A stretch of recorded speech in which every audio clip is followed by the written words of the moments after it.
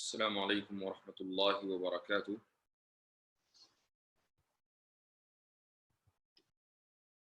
الحمد للہ رب العالمین والصلاة والسلام علی سید الانبیاء والمرسلین وعلی آلہ وصحبہ اجمعین، اما بعد۔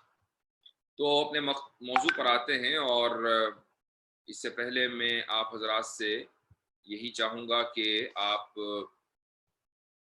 لنک کو مختلف جگہوں پر شیئر کر دیں، اپنے واٹس ایپ گروپ سے بھی کر سکتے ہیں، اپنے سوشل میڈیا اکاؤنٹس پہ بھی کر سکتے ہیں۔ بہرحال اپنا جو مقصد ہے آرمین نوابی کی کتاب کا، تو اس کا پوسٹ مارٹم، تو اس کو شروع کرتے ہیں انشاءاللہ۔ میں کتاب کا وہ حصہ شیئر کر دیتا ہوں آپ کی اسکرین پر، اور اس کے بعد مختصر کتاب کے اوپر تبصرہ یا کتاب میں اس نے جو لکھا ہے اس کو سمجھنا، اور اس کے بعد پھر ہم انشاءاللہ آگے بڑھیں گے۔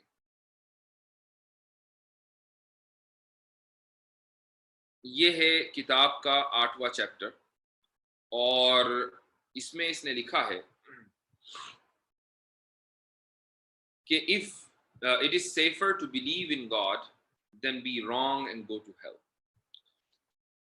جو لوگ اس درس میں پابندی سے شرکت کر رہے ہیں ان کو اندازہ ہو گیا ہوگا کہ کتاب کا جو عنوان ہوتا ہے، چیپٹر کا جو عنوان ہوتا ہے، وہ آرمین نوابی کے نزدیک اہل مذہب کی دلیل ہوتی ہے۔ تو گویا کہ اہل مذہب ملحدین کو کنونس کرنے کے لیے، ایتھیسٹ کو کنونس کرنے کے لیے یہ کہتے ہیں کہ خدا میں یقین رکھنا جہنم میں جانے سے بہتر ہے۔ یعنی اگر آپ خدا میں یقین رکھ لیں گے تو، اور خدا ہوا، تو آپ جہنم میں جانے سے بچ جائیں گے، اور اگر آپ خدا میں یقین نہیں رکھیں گے اور خدا موجود ہے، تو وہ شخص خدا کے موجود ہوتے ہوئے اس میں اگر یقین نہ رکھے تو جہنم میں جائے گا، اور اگر خدا میں یقین رکھا اور خدا موجود نہ ہو تو پھر کوئی بات ہی نہیں ہے، اس کو کہیں بھی نہیں جانا۔ وہ ویسے بھی کہیں نہیں جا رہا تھا تو ابھی بھی کہیں نہیں جائے گا۔ تو اس سے ثابت ہوا کہ خدا میں یقین رکھنا، ایمان رکھنا جہنم میں جانے سے زیادہ محفوظ ہے۔ یعنی محفوظ بات یہ ہے کہ آپ خدا میں، احتیاط اس میں ہے کہ آپ خدا میں یقین رکھ لیں، خدا میں ایمان لے آئیں۔ یہ ایک آرگیومنٹ ہے جو دراصل کرسچنز کی طرف سے کیا جاتا ہے، یہ مسلمانوں کی طرف سے نہیں کیا جاتا۔ ہاں، کرسچنز کی طرف سے کیا جاتا ہے، اور اس کی وضاحت خود آرمین نوابی نے اپنی کتاب کے شروع میں، یعنی بلکہ اس چیپٹر کے شروع میں پہلا جو پیراگراف ہے وہ کی ہے۔ یہ الگ بات ہے کہ یہ آرگیومنٹ اگرچہ ہمارا نہ ہو، لیکن آگے چل کر کچھ تفصیلات ایسی ہیں کہ جن کا تعلق اسلام سے ہے، اور آرمین نوابی نے ان تفصیلات کا انکار کیا ہے، اور انہی تفصیلات کے اوپر دراصل ہمیں تبصرہ کرنا ہے۔ ہوتا یہ ہے کہ وہ ایک آرگیومنٹ پیش کرتا ہے جو ہمارا نہیں ہوتا، لیکن اندر جو اس کی ضمنی چیزیں ہوتی ہیں وہ ہماری ہوتی ہیں، ان کو اوپر رد کرنا ضروری ہوتا ہے۔ تو یہ کہتا ہے کہ in the mid 1600s mathematician and philosopher Blaise Pascal introduced an argument that come to be called Pascal's wager۔ 1600s میں ایک میتھمیٹیشین تھا، ایک فلاسفر تھا جس کا نام ہے بلیس پیسکل۔ اس نے ایک آرگیومنٹ، ایک دلیل انٹروڈیوس کرائی مذہب کے ثبوت میں، مذہب کو ثابت کرنے کے لیے، اور اس دلیل کا عنوان تھا پیسکلز ویجر۔ پیسکلز ویجر ایک آرگیومنٹ ہے جو دراصل یعنی کچھ میتھ کے اوپر بھی مبنی ہے، لیکن ہے بہت سمپل۔ وہ آرگیومنٹ سب سے پہلے دیکھ لیجئے، وہ یہ ہے کہ 4 آپشنز ہیں، 4 آپشنز۔ پہلا option, if you believe in God and he does exist you will be rewarded with eternity in heaven۔ کہ اگر آپ خدا میں یقین رکھیں اور خدا موجود ہو تو انسان جو خدا میں یقین رکھے گا وہ ہمیشہ ہمیشہ جنت میں رہے گا۔ پہلا آپشن تو یہ ہے۔ دوسرا option, if you believe in God and he does not exist nothing will happen to you۔ آپ خدا میں یقین رکھیں اور خدا موجود نہ ہو مثلا فی الواقع، تو آپ کو کچھ بھی نہیں ہوگا۔ آپ یقین رکھیں تو کچھ نہیں ہوگا، یقین نہ رکھیں تو کچھ نہیں ہوگا۔ تیسرا، if you reject belief in God and he does exist you will be doomed to an eternity in hell۔ اگر آپ خدا میں یقین نہ رکھیں اور خدا موجود ہو تو آپ ہمیشہ ہمیشہ جہنم میں سڑیں گے۔ اور چوتھا option, if you don't believe in God and he doesn't exist, nothing will happen to you. کہ آپ خدا میں یقین نہ رکھیں اور خدا موجود نہ ہو تب بھی آپ کو کچھ نہیں ہوگا۔ اب یہ 4 آپشن ہوئے، خدا میں یقین رکھیں موجود ہو، بہت اچھی بات ہے۔ خدا میں یقین نہ رکھیں موجود ہو، اس کا مطلب جہنم میں جانا طے ہے، اور خدا میں یقین رکھیں یا نہ رکھیں اور وہ موجود نہ ہو تو کچھ بھی نہیں ہوگا۔ اب یہ ایک عام انسان بھی یہ طے کر سکتا ہے کہ ہاں بھائی اس سے ثابت ہوا کہ خدا میں یقین رکھنا زیادہ محفوظ ہے، انسان محفوظ رہے گا کہ کم سے کم اگر خدا موجود ہوا تو جہنم میں تو نہیں جانا ہوگا۔ تو اس لیے ایتھیسٹ کو یہ کہا جائے گا بقول پاسکل، یہ جو فلاسفر ہے پاسکل بلیس، اس کے بقول ایتھیسٹ کو یہ کہا جائے گا کہ خدا میں یقین رکھنے میں زیادہ امان ہے، زیادہ حفاظت ہے، زیادہ احتیاط ہے، اس لیے خدا میں یقین رکھو۔ یہ اس کا آرگیومنٹ ہے۔ آرمین نوابی یہ کہتا ہے اگلے صفحے پر کہ it is an argument against atheism based on the relative opportunity versus cost of belief۔ یہ جو آرگیومنٹ ہے یہ خدا کو ثابت کرنے کے لیے نہیں ہے، اور یہ ہم بھی تسلیم کرتے ہیں، یعنی یہ بات بالکل صحیح ہے کہ یہ آرگیومنٹ خدا کو ثابت نہیں کرتا بلکہ یہ الحاد کو رد کرتا ہے۔ یہ آرگیومنٹ الحاد کو رد کرتا ہے۔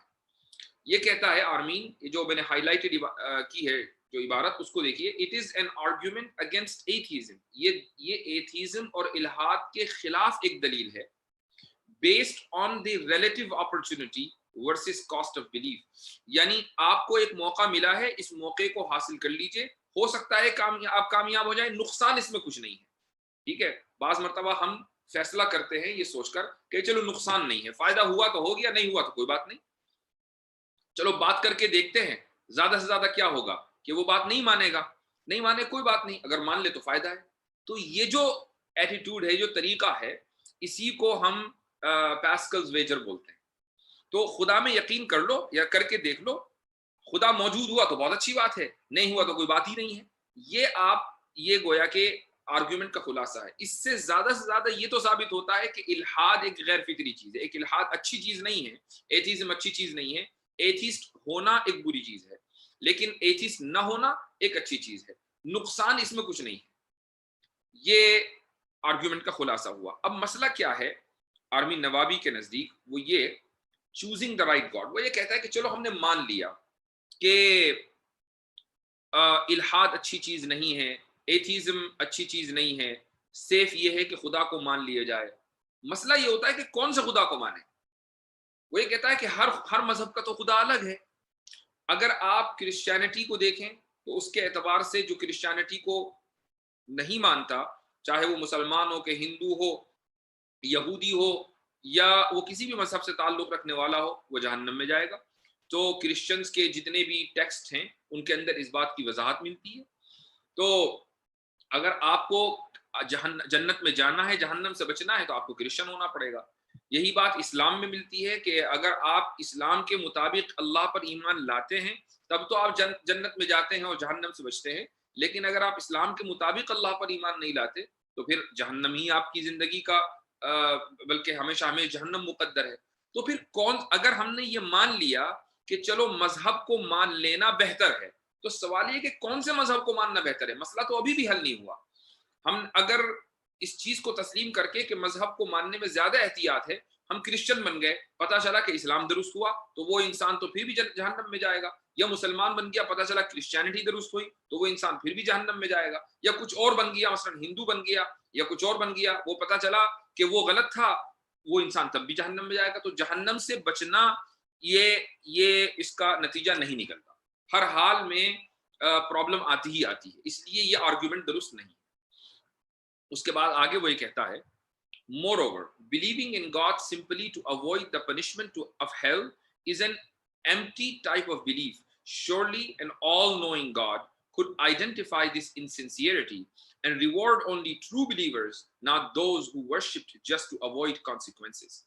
یہ ایک بہت اہم جملہ ہے۔ وہ یہ کہتا ہے، اور اسی پر آج انشاءاللہ ہم تھوڑا سا وقت بھی لگائیں گے، وہ یہ کہتا ہے کہ خدا پر اس لیے یقین رکھنا کہ جہنم کی سزا سے خلاصی مل جائے، جہنم کی سزا سے چھٹکارا مل جائے، یہ ایک بہت ہی یعنی یہ سمجھ لیجئے کہ بے بنیاد عقیدہ ہے، اس کے اندر اخلاص نہیں ہے۔ اس کی وجہ یہ ہے کہ ایک ایسا خدا کہ جس کو آپ یہ تسلیم کرتے ہوں کہ وہ ہر چیز کو جانتا ہے، کیا وہ آپ کی اس انسنسیئرٹی کو، اس نفاق کو نہیں جانتا ہوگا کہ آپ اس کو صرف اس لیے مان رہے ہیں کہ وہ آپ کو جہنم سے بچا لے؟ تو خوف کی وجہ سے آپ اس کے اوپر ایمان لائے تو یہ تو خلوص نہ ہوا۔ تو وہ تو مخلص مؤمنین کو جانتا ہے، تو وہ صرف مخلص مؤمنین کو جنت میں لے جائے گا، وہ آپ کو جنت میں کیوں لے جائے گا؟ کیونکہ آپ تو خوف کی وجہ سے، آپ تو جہنم کی ڈر کی وجہ سے اس کے اوپر ایمان لائے ہوئے۔ تو آرمین کے نزدیک یا ملحدین کے نزدیک پرابلم یہ ہے کہ یہ جو آرگیومنٹ کرسچنز کی طرف سے دیا گیا ہے وہ اس لیے تسلیم نہیں ہے کہ چلو ہم نے مان لیا کہ مذہب کے اوپر ایمان لانا بہتر ہے، اس کے باوجود جہنم سے چھٹکارا نہیں ملتا، چونکہ یہ طے کرنا ممکن نہیں ہے کہ کون سا خدا کس مذہب کے اعتبار سے درست ہے۔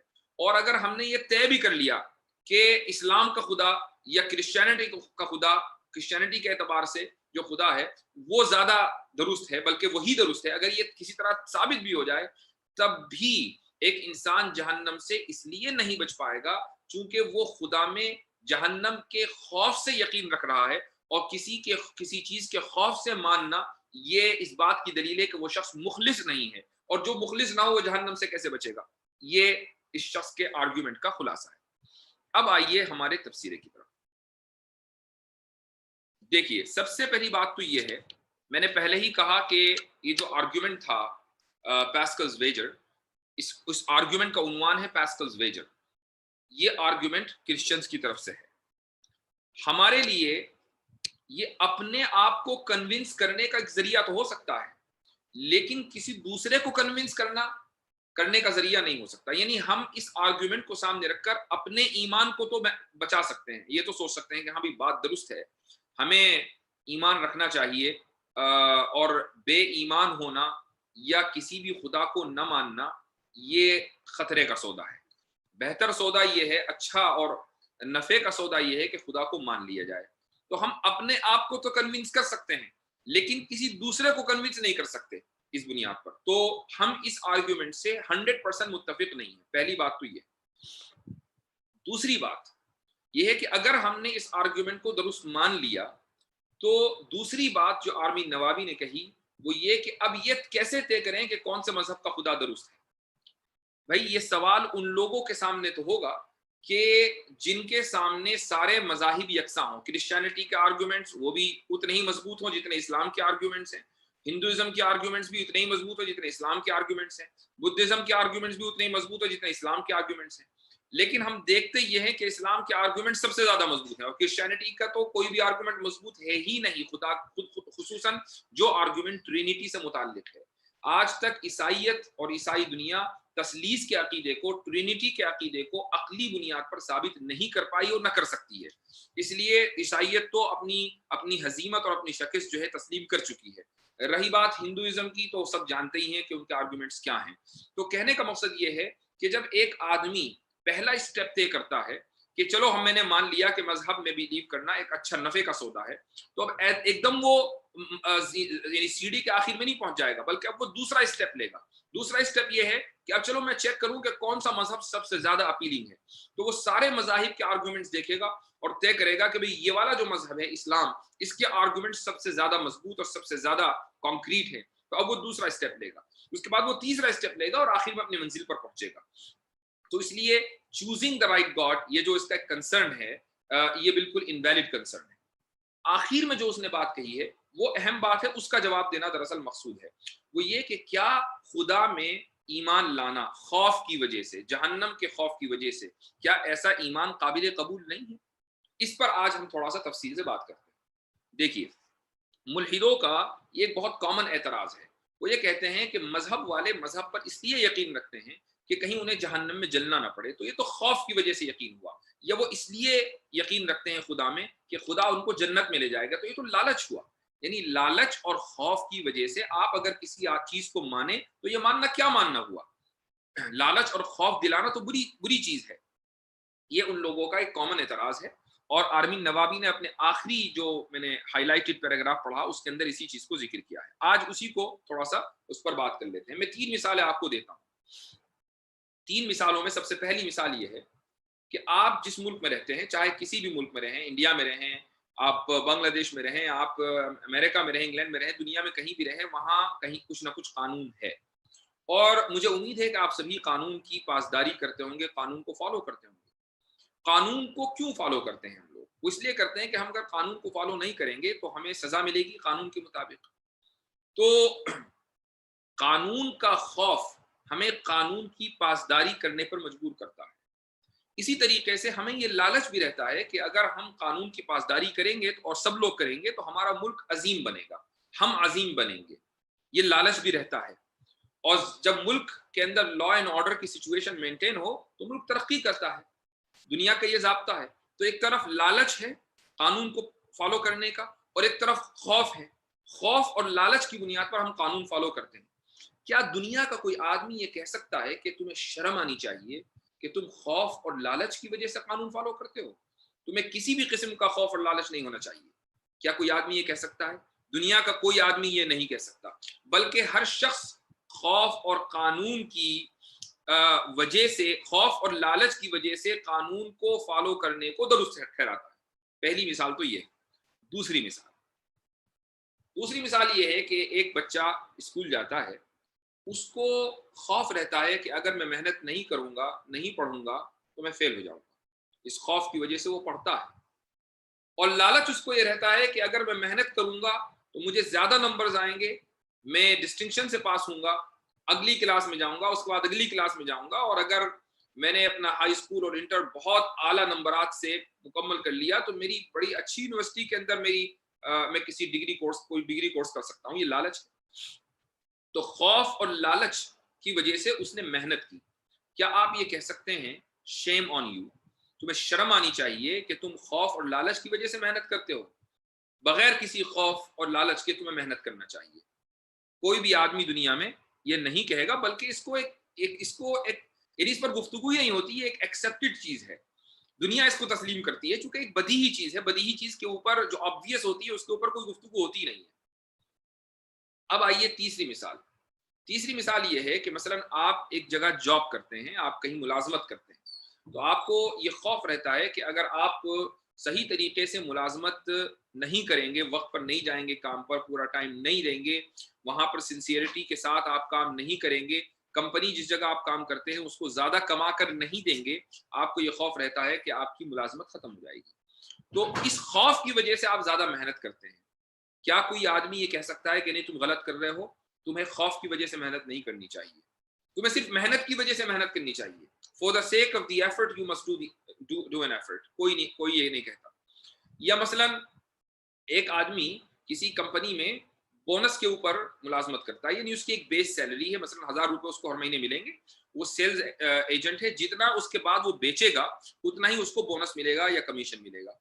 تو اس کمیشن کے لالچ میں وہ زیادہ سے زیادہ بیچتا ہے، زیادہ سے زیادہ سیل کرتا ہے۔ تو کیا کوئی یہ کہہ سکتا ہے کہ نہیں یہ تو بہت ہی غلط بات ہے کہ تم زیادہ پیسے کے لالچ میں چیزوں کو بیچ رہے ہو؟ ہرگز تمہیں زیادہ پیسوں کے لالچ میں کچھ بیچنا نہیں چاہیے۔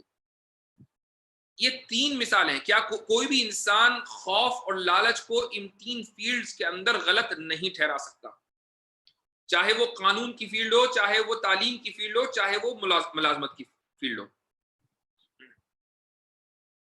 اب آئیے آگے، وجہ کیا ہے، کیوں ہم ان 3 فیلڈز کے اندر خوف اور لالچ کو درست ٹھہراتے ہیں؟ اس کی وجہ یہ ہے کہ ان 3 چیزوں کا لاجیکل اور مورل جواز موجود ہے، یعنی عقلی اور اخلاقی جواز ان 3 چیزوں کا موجود ہے، یعنی قانون کو فالو کرنا چاہیے۔ عقلی طور پر یہ بات ثابت ہو چکی ہے، اور اخلاقی اعتبار سے بھی بات ثابت ہو چکی ہے کہ جو قانون فالو کرے گا، قانون کو فالو کرنا یہ ایک اعلیٰ اخلاق کی دلیل ہے، قوم کے اعلیٰ با اخلاق ہونے کی دلیل ہے۔ ایسے ہی تعلیم کا عقلی اور اخلاقی جواز بھی ثابت ہو چکا ہے، یعنی عقلی اعتبار سے ایک انسان کو پڑھنا ہی چاہیے، جہالت کوئی اچھی چیز نہیں ہے، اور اخلاقی اعتبار سے بھی انسان کو پڑھنا چاہیے کہ جو قوم پڑھتی ہے وہ با اخلاق ہوتی ہے۔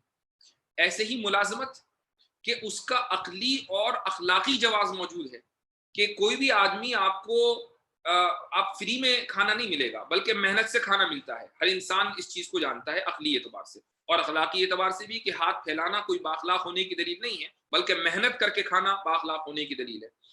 تو منطقی اور اخلاقی اعتبار سے ان تینوں چیزوں کا جواز ثابت ہو چکا، اسٹیبلش ہو چکا. اور جس چیز کا منطقی، عقلی، اخلاقی اعتبار سے جواز ثابت ہو جائے، اس میں خوف اور لالچ برا نہیں ہوتا. یہی وجہ ہے کہ قانون کے میدان میں، قانون فالو کرنے کے میدان میں خوف اور لالچ کو کوئی برا نہیں سمجھتا. تعلیم میں خوف اور لالچ کو کوئی برا نہیں سمجھتا. جابز اور ملازمت میں خوف اور لالچ کو کوئی برا نہیں سمجھتا. ہاں، اگر کسی چیز کا عقلی اور اخلاقی جواز ثابت نہ ہو، وہاں خوف اور لالچ برے ہیں. مثال دیتا ہوں. مثال یہ ہے کہ آپ کو اگر کوئی آدمی یہ کہے کہ میں تم کو 1,00,000 روپے دوں گا، تم فلاں آدمی کا جا کر قتل کر دو. آپ نے جا کر قتل کر دیا. یہ لالچ دینا برا ہے. کیوں برا ہے؟ اس لیے کہ قتل کرنا عقلی اور اخلاقی اعتبار سے برا ہے. اب عقلی اور اخلاقی اعتبار سے جو چیز بری ہو، اس کے کرنے پر اگر لالچ دیا جائے تو یہ لالچ برا ہوگا، یا اس کے کرنے پر اگر خوف دلایا جائے تو یہ خوف دلانا یا خوف کھانا برا ہوگا. اب آ جائیے مذہب کی طرف. ہم اہل مذہب کے نزدیک، ملحدوں کی تو بات ہی نہیں ہو رہی ہے، ہم اہل مذہب کے نزدیک مذہب کا عقلی اور اخلاقی جواز قائم ہو چکا ہے. ہم عقلی اعتبار سے بھی مانتے ہیں کہ مذہب درست ہے، اور اخلاقی اعتبار سے بھی یہ مانتے ہیں کہ مذہب درست ہے، کہ جو شخص کسی مذہب کے اوپر یقین رکھتا ہے وہ بااخلاق ہوتا ہے اگر مذہب کی تعلیمات پر وہ چلے. اور اسی طریقے سے مذہب کی تعلیمات پر چلنا زیادہ یہ ریشنل ہے، یعنی زیادہ عقل میں آنے والی بات ہے، بجائے اس کے کہ ایک آدمی مذہب کی تعلیمات پر نہ چلے، خدا پر یقین نہ رکھے اور ایک انڈسپلن زندگی وہ جیے. تو مذہب کا عقلی اور اخلاقی جواز قائم ہو چکا ہے. لہٰذا مذہب کی فیلڈ میں خوف اور لالچ برے نہیں ہیں. ان کو خوف اور لالچ، جس کو ہم یعنی جو بری کوالٹی جس کو ہم خوف اور لالچ کہتے ہیں، وہ بری کوالٹی مذہب کی فیلڈ میں نہیں کہلائے جائیں گے. جیسے قانون کی فیلڈ میں نہیں کہلائے جاتے، تعلیم کی فیلڈ میں نہیں کہلائے جاتے، ملازمت کی فیلڈ میں نہیں کہلائے جاتے. یہ ہماری طرف سے جواب ہے. ایک بات. دوسری بات یہ ہے کہ آرمین نوابی نے یہ کہا کہ اگر آپ جہنم کے خوف سے اللہ پر ایمان لائیں تو گویا کہ آپ مخلص نہیں ہیں، آپ سنسیئر نہیں ہیں. تو پھر اللہ تعالیٰ تو صرف مخلص لوگوں کو جنت میں بھیجے گا نا، تو وہ آپ کو جنت میں کیوں بھیجے گا؟ آپ تو جہنم کے خوف سے ایمان لائے ہیں، تو آپ کے اندر تو اخلاص ہے ہی نہیں. اس کا جواب یہ ہے کہ اگر ایک آدمی جنت کے لالچ اور جہنم کے خوف کی وجہ سے ایمان لے آتا ہے تو گویا کہ اس کے اوپر قرآن میں موجود وعد اور وعیدیں اثر کر رہی ہیں. قرآن میں جنت کا وعدہ کیا گیا ہے، وہ اس سے متاثر ہوا ہے. جہنم کی وعید اور جہنم کی وارننگ دی گئی ہے، وہ اس سے متاثر ہوا. اور جو شخص وعدے اور وعیدوں سے متاثر ہو جائے، اس کے اخلاص میں کوئی شک، وہ آدمی مخلص ہی ہوتا ہے. تو جہنم کے خوف سے جو ایمان لایا اور جنت کے لالچ میں جو ایمان لایا، وہ پکا مخلص ہے، اس کے اخلاص میں کوئی شک ہے ہی نہیں. اس کو جنت میں جانا ہے اور جہنم سے بچنا ہے. اس کی ایک مثال میں اور دیتا ہوں اس فلسفے کو ثابت کرنے کے لیے کہ اسلام جو ہے، بہت سے ملحدین یہ کہتے ہیں کہ اسلام خوف کا مذہب ہے، اور وہ دلیل دیتے ہیں. سورج گرہن ایک مرتبہ آپ صلی اللہ علیہ وسلم کے زمانے میں ہوا. تو سورج گرہن ایک سائنٹیفک فینومینا ہے، یعنی ایک معمول کی چیز ہے. ہماری زندگی میں کئی مرتبہ سورج گرہن ہو چکا ہے. تو ایسا نہیں کہ زمین جو ہے وہ ختم ہو جاتی ہو اور آسمان سر پہ گر جاتا ہو، ایسا نہیں ہوتا. کوئی بھی انسان اس کو دیکھ کر خوف محسوس نہیں کرتا. لیکن نبی کریم صلی اللہ علیہ وسلم کے بارے میں حدیث ہے کہ آپ صلی اللہ علیہ وسلم جب سورج گرہن شروع ہوا تو بڑی جلدی سے اپنے جسم کی چادر کو کھینچتے ہوئے مسجد نبوی میں تشریف لائے اور فوراً نماز قائم کی. لوگ ڈر گئے کہ پتہ نہیں کیا ہوا. تو ایک ڈر کا ماحول آپ صلی اللہ علیہ وسلم نے پیدا کر دیا. اس سے یہ ثابت ہوا کہ مذہب ڈر کے ماحول کے اندر یقین رکھتا ہے اور ڈر کا ماحول پھیلاتا ہے. اس کا جواب یہ ہے کہ حالانکہ یہ بات آرمین نوابی نے نہیں کہی ہے، لیکن بہت سے ملحدین یہ بات کہتے ہیں. میں اس کا جواب دے دوں اور اس کے بعد اپنی بات ختم کرتے ہیں. اس کا جواب یہ ہے کہ نبی کریم صلی اللہ علیہ وسلم نے اس پوری حدیث میں، آپ کو پڑھ لیجئے، کہیں بھی یہ نہیں کہا کہ، یا کہیں سے بھی یہ ثابت نہیں ہوتا کہ ڈر کا ماحول پھیلایا اور بنایا اور اس وجہ سے وہ نماز قائم ہوئی. بلکہ سورج گرہن کی جو نماز تھی وہ اس لیے ہوئی کہ سورج گرہن اللہ سبحانہ و تعالیٰ کی نشانیوں میں سے ایک نشانی ہے. اور جب اللہ کی اتنی بڑی نشانی کہ جس کا مشاہدہ ساری کائنات مل کر کرتی ہو، اگر ایسی کوئی نشانی ظاہر ہو تو پھر اللہ سبحانہ و تعالیٰ کی حمد و ثنا کی جانی چاہیے۔ یہ بھی ایک عقلی چیز ہے، اللہ کی اتنی بڑی نشانی سامنے آئی اور آپ اللہ کی تعریف اور حمد و ثنا نہ کریں، یہ عقلی اعتبار سے غلط ہے۔ اس لیے نبی کریم صلی اللہ علیہ وسلم نے نماز قائم کی۔ اس زمانے میں یہ عقیدہ تھا کہ جب سورج گرہن ہوتا ہے تو یقیناً کسی بڑے کی یا تو ولادت ہوتی ہے یا کسی بڑے کی موت ہوتی ہے۔ تو نبی کریم صلی اللہ علیہ وسلم کے صاحبزادے حضرت ابراہیم رضی اللہ عنہ کی اس دن یا اس سے ایک دن پہلے وفات ہوئی تھی، اور اس لیے لوگوں نے سمجھا کہ شاید اس لیے سورج گرہن ہوا ہے، اور اسی بنا پر چونکہ ایک بڑے کی وفات ہوئی ہے، نبی کریم صلی اللہ علیہ وسلم کے صاحبزادے کی وفات ہوئی ہے، تو یہ آپ صلی اللہ علیہ وسلم نے ضروری سمجھا کہ اس عقیدے کو ختم کر دیں۔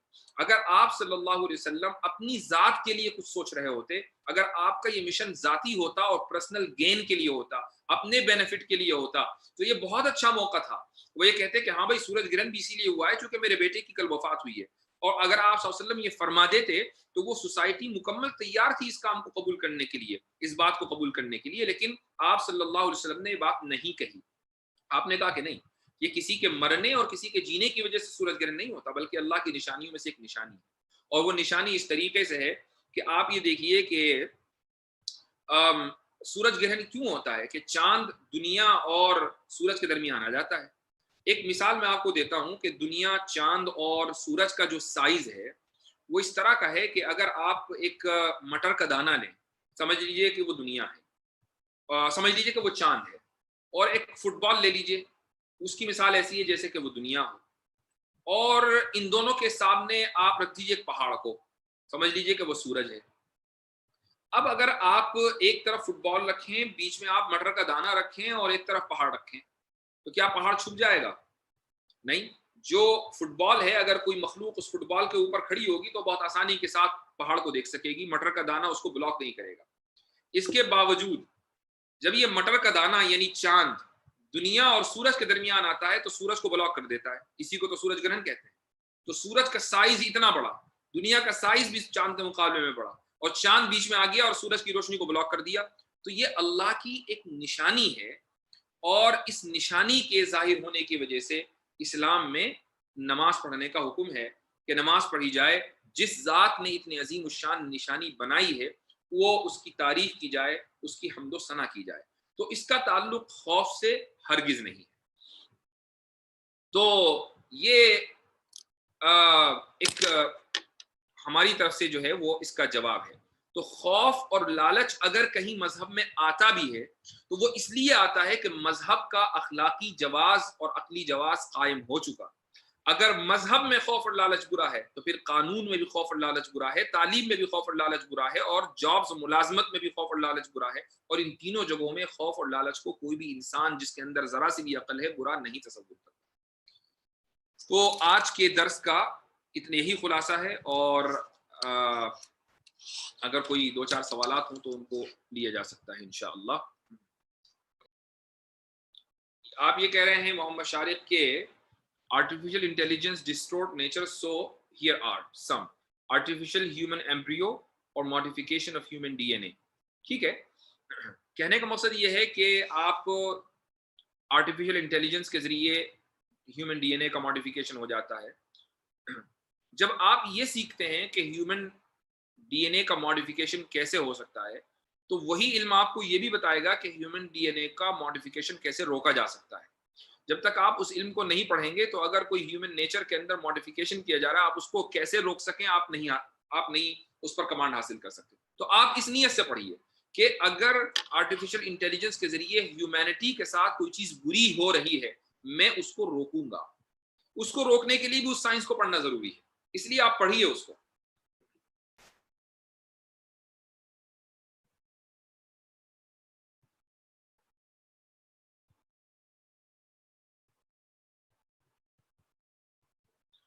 آرمین نوابی کہہ رہے ہیں کہ شاید یہ لالچ نہیں بلکہ شوق ہوتا ہے۔ بات بالکل صحیح ہے کہ لالچ کا لفظ میں نے اس لیے استعمال کیا چونکہ ملحدین یہ لفظ استعمال کرتے ہیں۔ ہمارے نزدیک تو وہ شوق ہی ہے کہ ہم جنت کے شوق اور جہنم کے خوف سے ہم ایمان لائے ہوئے ہیں، تو شوق ہونا کوئی بری چیز نہیں ہے، لیکن چونکہ ملحدین اور ایتھیسٹ لالچ کا لفظ استعمال کرتے ہیں تو میں نے اسی لفظ کو استعمال کیا کہ اگر تم اسی لفظ کو استعمال کرتے تو یہ لفظ بھی ہر جگہ برا نہیں ہے۔